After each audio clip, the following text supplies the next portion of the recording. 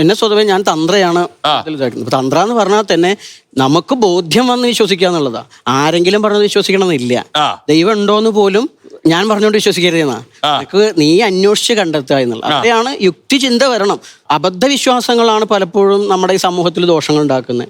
നന്മ കരുതിയിട്ടുള്ള വിശ്വാസങ്ങളെ കൊണ്ട് ഒരിക്കലും ആർക്കും ഒരു ദോഷമില്ല. ഇപ്പൊ മോഡേൺ സയൻസ് ആയാലും ശരി, ഇപ്പൊ ഇവിടെ ഇപ്പൊ ജ്യോതിഷ ശാസ്ത്രം എന്ന് പറഞ്ഞാൽ ശരിക്കും ശാസിക്കപ്പെട്ട ശാസ്ത്രമാണ്. അല്ലാണ്ട് മോഡേൺ സയൻസിന്റെ ശാസ്ത്രമായിട്ട് ഞാൻ കാണുന്നില്ല. പിന്നെ ഞാൻ ഇതുപോലെ തന്നെ എന്നെ സംബന്ധിച്ച് ഞാൻ എന്റെ പ്രതിഷ്ഠാ ചടങ്ങുകൾക്കൊന്നും മുഹൂർത്തം നോക്കാറില്ല. നോക്കുന്നവർക്ക് അല്ല പക്ഷെ ഞാൻ എപ്പോഴും അങ്ങോട്ട് ഇതിന് മുമ്പ് പറഞ്ഞിട്ടുണ്ട് എനിക്ക് എന്റേതായ കാഴ്ചപ്പാടുണ്ട്. പിന്നെ അതിനെ വിവാഹം എന്നൊരു കാഴ്ചപ്പാട് വന്ന സമയത്ത് ജാതകം നോക്കിയിട്ടില്ല. പിന്നെ ചൊവ്വാദോഷം ചൊവ്വാദോഷം എന്തോ സംഭവം വരുമ്പോൾ ഞാൻ എന്നാ ശരി ചൊവ്വാദോഷക്കാരിയെ കെട്ടിക്കളയാം, അങ്ങനെ കെട്ടിയിട്ടുണ്ട്. അപ്പൊ എന്താ വെച്ചാല് അത്രയും കാര്യങ്ങൾ.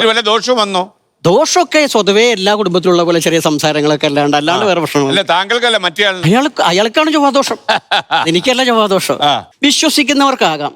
അതിനപ്പുറം എന്താ വെച്ചാൽ കുറച്ചുകൂടി മനുഷ്യന്മാർ ഇപ്പൊ ഈ ജാതകത്തിന്റെ കാര്യത്തിൽ കുറച്ചുകൂടി മനുഷ്യന്മാര് പരസ്പരം മനസ്സിലാക്കാനാണ് ശ്രമിക്കേണ്ടതെന്നാണ് എന്റെ കാഴ്ചപ്പാടുള്ളത്. ഷുഗർ വരുന്നത് ബ്രാഹ്മണന്റെ സ്വർണം കട്ടത് കൊണ്ടാണെന്നുള്ള പ്രമാണങ്ങളൊക്കെ ഉള്ളത്. ഇതിനൊക്കെ ഞാൻ തന്നെ കണിശമായി വിമർശിച്ചിട്ടുണ്ട്.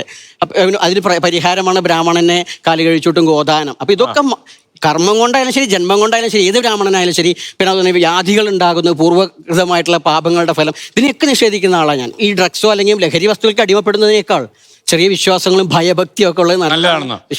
ഒരു അഭിപ്രായ വ്യത്യാസമുള്ളതായിട്ട് തോന്നി മുഖം കണ്ടപ്പോ. ജ്യോതിഷ ഫലപ്രവചനം കെട്ടുകഥയോ? അത് എനിക്ക് പറയാനുള്ളത്, തമിഴ്നാട്ടില് ജോസഫ് വിജയ് അധികാരത്തിൽ കയറി.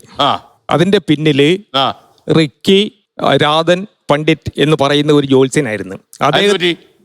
അദ്ദേഹമാണ് ഇദ്ദേഹത്തെ രാഷ്ട്രീയത്തിൽ ഇറങ്ങാൻ പറഞ്ഞതും തമിഴ് പാർട്ടി രൂപീകരിക്കാൻ പറഞ്ഞതും ഈ പറയുന്ന ജ്യോത്സ്യൻ. അതുകൊണ്ടാണ് അത് മുഖ്യമന്ത്രിയായെന്ന് അങ്ങ് വിശ്വസിക്കുന്നുണ്ട്? ഉറപ്പായിട്ടും വിശ്വസിക്കുന്നു. ഒരാൾക്കൊരു പ്രേരക ശക്തിയായിട്ട് നിന്നാലേ അയാൾക്ക് അതിൽ ഇറങ്ങാൻ പറ്റൂ.